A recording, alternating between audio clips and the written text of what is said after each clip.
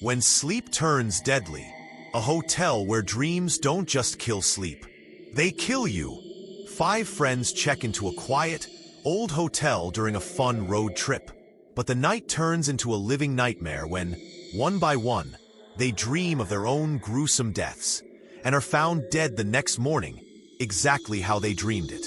As only one boy and one girl remain, they uncover a horrifying truth. The hotel is alive, and it's hungry. Can they escape the curse, or will you be the next one to dream and die? Listen to this chilling horror story until the end. The final twist will leave you breathless. It was winter in New York. Five close friends, Emily, Rachel, Sophie, Daniel, and Alex, decided to take a short vacation away from the city. They booked a stay at an old, elegant hotel near the edge of a quiet forest. The hotel looked beautiful on the outside. Victorian architecture, grand entrance, cozy lobby, but something felt off. There was a strange silence in the air, like the building was hiding something. As they entered, Sophie whispered, "Doesn't this place feel kinda creepy?" Emily laughed. "That's what makes it fun. We needed some thrill, didn't we?" The three girls shared one room, and the two boys stayed in another. After dinner, everyone was tired and went to bed early, but the night didn't stay peaceful for long. The nightmare begins. Around 4 a.m., Rachel suddenly screamed and sat up in bed. She was drenched in sweat, her eyes wide with terror. Sophie, startled, jumped up. "Rachel, what happened?" Rachel's voice shook. "I had a dream." "No, not a dream. It felt real. Someone broke my neck." I screamed and screamed, but no one heard me. I could feel myself dying. Emily tried to comfort her. "It was just a nightmare. You're okay. Try to go back to sleep." But Rachel didn't sleep the rest of the night. She was terrified. Morning horror. The next morning, Emily woke up early and walked into the bathroom. What she saw made her scream in terror. Rachel's lifeless body was lying on the bathroom floor. Her neck was twisted at a horrible angle. Her eyes were still open, staring at something only she had seen before death. The police were called. They found the door locked from the inside. No signs of struggle. No intruder. "This is exactly how she described it in her dream," Sophie whispered to Daniel later. Daniel looked pale. "This is messed up. You don't think?" "I do," Sophie said. "What if these aren't just dreams?" Another dream, another death. That night, fear gripped all of them. But the police assured them there was no threat, and they could stay. Still shaken, Emily said a prayer before sleeping and closed her eyes. But this time, she saw herself, alone, trapped in a dark room full of mirrors. She screamed for help, but the mirrors began to pull her in. Her body burned. She cried and begged, but no one came. Emily never woke up. In the morning, her body was found in bed, the lower half burned and charred, just like in the dream. Now they knew the truth. Two friends were dead. Both had seen their own deaths in dreams the night before. Sophie turned to Daniel and said, "Whoever dreams their death dies for real." Now 4 were left, terrified, waiting, hoping, and one question echoed in all their minds. Who's next? Now only 4 friends remained. Sophie, Emily, Daniel, and Alex. The mood had completely shifted. Laughter was gone. The once exciting hotel now felt like a coffin. Each hallway echoed with fear. No one wanted to sleep alone. "Let's all sleep in one room," Sophie suggested. Everyone agreed without hesitation. They kept the lights on. Somehow, light made them feel safer, as if it could keep death away. "If one of us dreams again, can we stop it?" Sophie whispered nervously. Daniel said, "What if someone stays awake to watch? If we notice someone's in trouble, maybe we can wake them up and break the nightmare." That became the plan. One person would stay awake while the others slept. Alex's turn. That night, it was Alex's turn to sleep. Sophie stayed awake, keeping a close eye on him. At first, everything was fine, but within an hour, Alex began to twist and turn. His breathing grew heavy. His hands clenched. Then he started mumbling, "Don't burn me. Leave my hands alone. Please don't cut me." Sophie's heart raced. She rushed to him. "Alex, wake up," she shouted, shaking him hard. "Alex, it's just a dream. You're okay." But it was like he couldn't hear her. His face was soaked in sweat. His body jerked violently. And then suddenly, stillness. Alex went silent. His body stopped moving. No breath. No heartbeat. A gruesome death. The next morning, the group was in shock once again. Alex was dead. Both of his hands were severed. Not cut clean. They looked torn, mangled, like someone had ripped them off with brutal force. But just like before, no one had entered the room.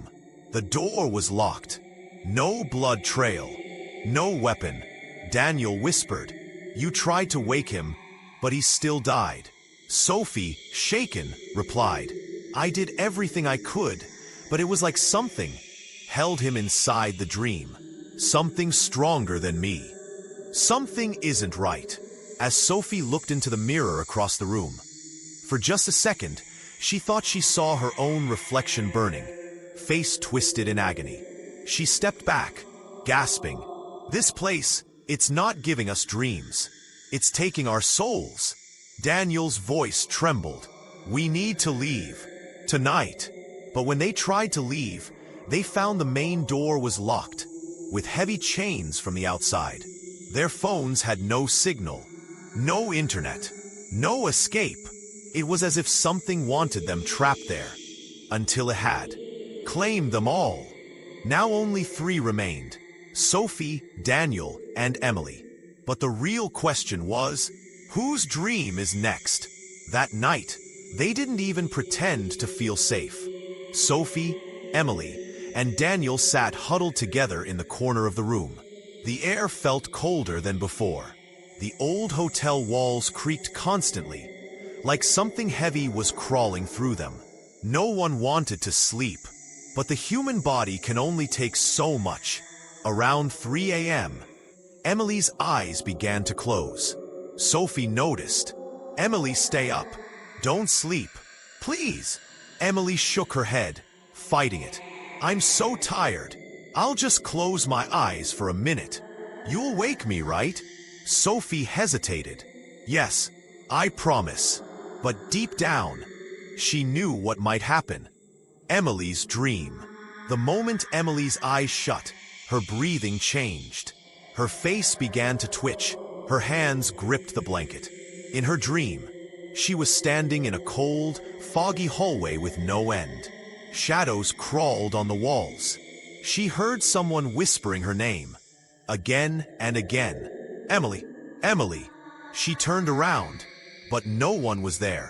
Suddenly, a rope dropped from above, tight, fast, brutal. It wrapped around her neck. She screamed, pulling, gasping, kicking, but the rope lifted her into the air. Her feet dangled. Her face turned blue. Her fingers scratched the air, reaching for something, anything. The final seconds. In the real world, Sophie was already shaking Emily. "Wake up! Emily, please! Don't go!" Emily's body convulsed. Her hands grabbed her own neck like she was being strangled. Daniel tried CPR, shouting her name, but it was too late. Emily's head rolled to the side. She wasn't breathing. A red mark shaped like a rope was wrapped tightly around her throat. She had been hanged in her dream, and it had become her reality. Only 2 remain.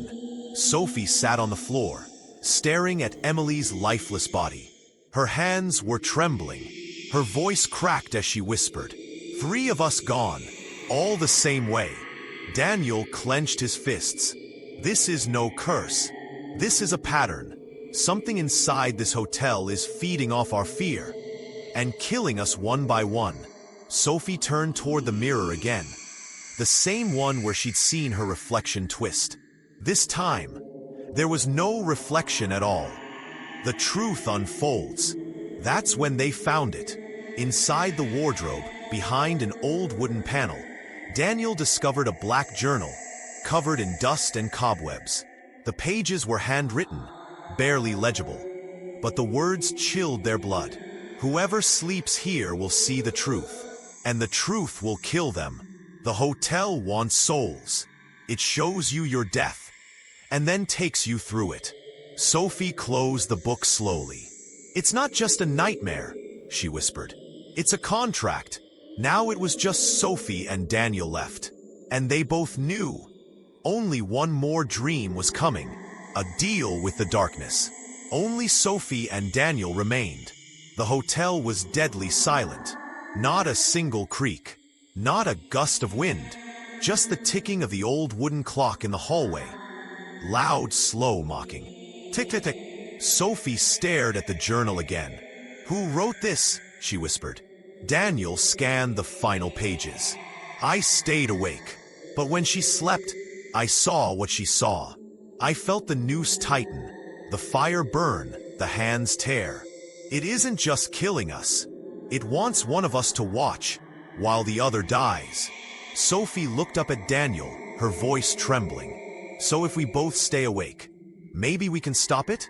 Daniel didn't answer. Instead, he stood up, walked to the mirror, and ran his fingers along its edge. "Sophie, what if it's not about sleep anymore? What if the hotel has already chosen?" Daniel's dream. Sophie must have dozed off. Or maybe the hotel tricked her, because when she opened her eyes, Daniel was asleep, slumped against the wall, twitching. Muffled gasps escaped his lips. His eyes rolled beneath his lids. "No, Daniel, not you." She leapt up, shaking him violently. In his dream, Daniel stood in the same hotel hallway, but now it was flooded with black water. The walls dripped blood. His friends' dead faces stared from the corners, eyes wide, mouths open, still screaming. Then the floor cracked open beneath him, and arms reached out, cold, wet, rotting, pulling him down. Daniel screamed in his sleep, "Let go! Sophie, help me!" Sophie sobbed, slapping his face, screaming, "Wake up! I'm here! You're not alone!" A final plea. In a moment of desperation, Sophie shouted to the darkness, "Take me instead! Take me!" Suddenly, Daniel's body jolted upright, coughing, gasping. He was alive.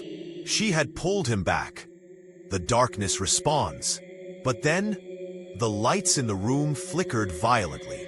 The mirror cracked with a loud snap, and a voice echoed from the walls, low, ancient, full of rage. "A trade has been made." Sophie froze. Her breath caught in her throat. Then she fell to her knees, screaming. Dark marks began spreading across her arms, like burns, like her skin was being carved with invisible knives. Her eyes rolled back. Blood dripped from her nose. Daniel screamed her name, held her, shook her. But Sophie's body grew colder, and her voice faded. She had made the trade. One left standing. By dawn, Daniel was the only one alive.